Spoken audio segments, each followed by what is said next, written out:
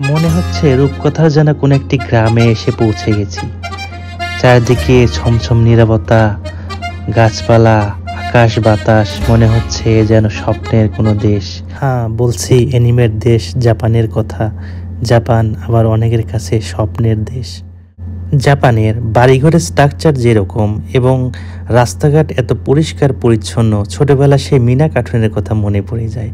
মিনা কার্টুনের সেই গ্রামটা কতই না সুন্দর ছিল, কত পরিষ্কার পরিচ্ছন্ন, এবং ছোটবেলায় ভাবতাম, ইস, যদি মিনা কার্টুনের মতো ওই গ্রামটা আমাদের হতো।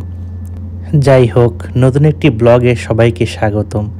এখন যাচ্ছি টোকিওতে। দীর্ঘদিন পর লম্বা একটা ছুটি পেয়েছি, তাই ভাবলাম টোকিও থেকে একটু ঘুরেই আসি। যাচ্ছি এবং গ্রামের অপরূপ সৌন্দর্যগুলো উপভোগ করছি, এবং স্টেশনে পৌঁছে দেখি একজন পিয়ানো বাজাচ্ছে।